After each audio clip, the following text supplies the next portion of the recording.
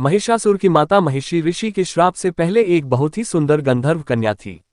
उसकी सुंदरता के सामने अप्सरा भी फीकी पड़ती थी। उसकी सुंदरता ऐसी थी मानो तीनों लोक की सुंदरता उसके अंदर समाहित हो।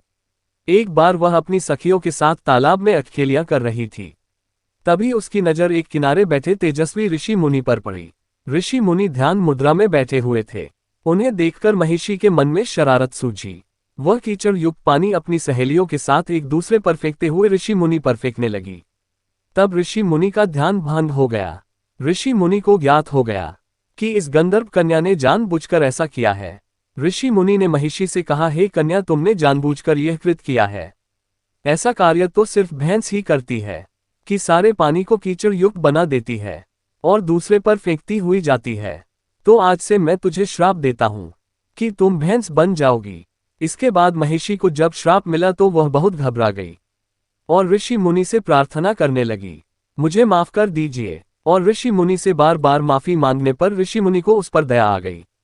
तो ऋषि ने कहा, मेरा शाप झूठा नहीं हो सकता, लेकिन मैं इतना कर सकता हूं कि तुम्हें एक आशीर्वाद दे देता हूं, जिससे रात में तुम आधी स्त्री आधी भैंस बन जाओगी और जब तुम एक बच्चे को जन्म दे दोगी तो अपने गंधर्व रूप में वापस लौट आओगी।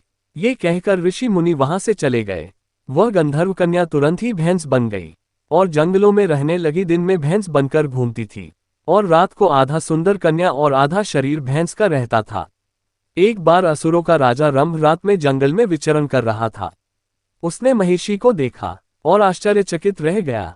पूछने पर महिषी बताया कि पहले मैं एक गंधर्व कन्या थी, लेकिन ऋषि मुनि के ऊपर तालाब में कीचड़ युक्त पानी फेंकने की वजह से उन्होंने मुझे ये श्राप दे दिया और श्राप से मुक्ति के लिए बताया कि जब मैं एक पुत्र को जन्म दूंगी तब पुनः अपने गंधर्व रूप में वापस आ जाऊंगी।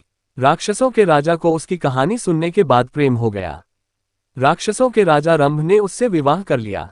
असुरों का राजा रंभ दिन में वह अपने महल में रहता, रात में वह महिषी के साथ रहता, जिसे कुछ समय बाद महिषासुर का जन्म हुआ।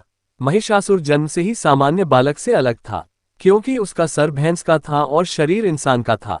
महिषासुर जब भी चाहता एक विशाल राक्षस बन जाता और जब चाहता तो एक भयंकर भैंसा बन जाता, इसलिए वह राक्षसों का राजा था। महिषासुर इतना प्रतापी था कि उसने इंद्र को भी अपना बंदी बना रखा था। कई बार इंद्रलोक पर चढ़ाई करके उसने कई देवताओं को युद्ध में हराकर बंदी बना लिया था। स्वर्ग लोक, पाताल लोक और धरती पर उसी का साम्राज्य था। उसकी हुंकार से तीनों लोग थर थर कांपते थे। तब सारे देवता और त्रिदेवों ने मिलकर मां की स्तुति की और मां ने प्रकट होकर महिषासुर का वध किया, क्योंकि उसके वरदान में कन्या को छोड़कर